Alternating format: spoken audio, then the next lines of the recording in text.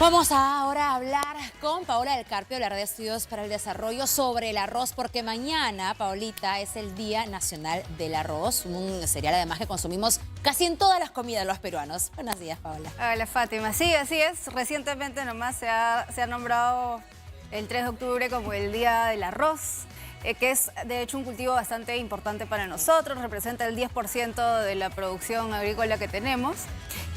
Y además que lo consumimos mucho, como todos los sabemos, en casa, todos los días, casi todos los días por lo menos, eso definitivamente. Además, como vamos a analizar en un momento, hay una preocupación en este momento en particular con el arroz, porque el precio internacional se ha caído fuertemente, porque la India ha regresado al mercado internacional como un jugador importante, que se había retirado durante la pandemia por preocupaciones de inseguridad alimentaria, ha regresado y ha regresado con fuerza, así que en este momento hay muchísimo arroz en el mundo. Bueno, veamos, ¿no? Nuestro país es importante, como te decía, tiene un peso importante en como cultivo. Sí. Y además de empleo, ¿no? 69.000 productores se dedican específicamente a la producción de arroz. Y sobre todo esta producción se da en el norte del país, en San Martín, en Piura, en Lambayeque, en La Libertad, ¿no?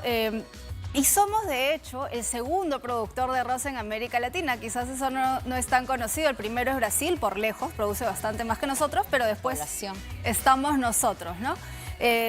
Pero, como vamos a ver a continuación, casi todo lo que tenemos, lo que producimos, nos lo comemos. Es para nosotros. Vamos con la siguiente información entonces, Paola, porque nos estás hablando de que consumimos mucho de lo que finalmente producimos, entonces podríamos hablar de exportación más adelante. Así es, cada peruano consume 69 kilos de arroz cada año. Lo que cuando vi, la verdad me sorprendí bastante, 69 kilos de arroz al año. Y esto es bastante por encima de nuestros vecinos. Por ejemplo, en Colombia están en 42, si no me equivoco, 40 y algo kilos. En Chile no llegan ni a 15, ¿no? Entonces realmente somos muy altos consumidores de arroz en comparación a otros países de la región, ¿no? A pesar de eso, como te decía, prácticamente todo el arroz que nosotros producimos lo consumimos, es para el mercado interno. Y de hecho el 10% también es importado, o sea, también importamos arroz, pero sobre todo arroz no como el peruano, es arroz basmati, arroz de otras características que son un poco más caros, ¿no? Nos atiende un nicho más particular. Eso te iba a preguntar, de repente hablamos del sector restaurantes, un sector mucho más específico. Es un poco más, son necesidades un poco más específicas. De acuerdo. ¿No? El arroz, digamos, el extra, el superior, el que conocemos aquí, está en un precio promedio de 4,67 soles el kilo. De hecho, tuvo un pequeño pico en marzo porque por las condiciones climáticas hubo una menor producción, ¿no? Pero ya se está estabilizando y además, como te comentaba, ¿no? En este momento la India ha regresado como un gran actor en el mercado internacional.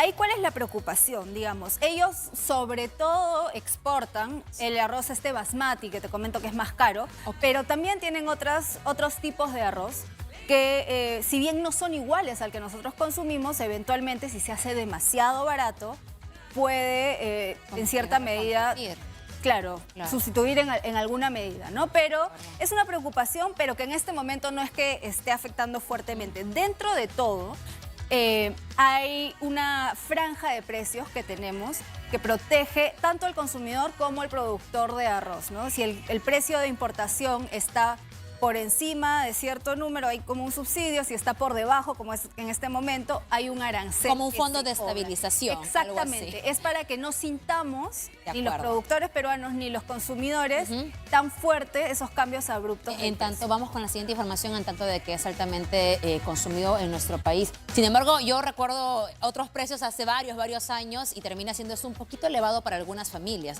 Paola.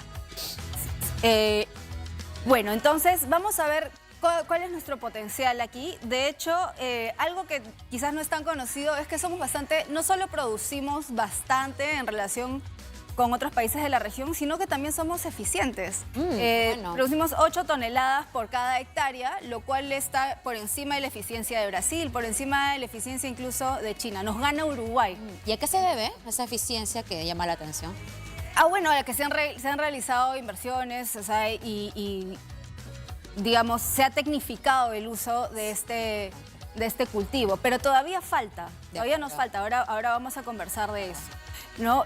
Va a crecer, se espera, en la siguiente siembra, el área sembrada en 2.5%. Ahora, detrás de esto había la expectativa de que mejoren los precios, o sea, que aumente el precio, ¿no? Vamos a ver qué pasa. Claro. ¿No? Con este nuevo equilibrio. Eso.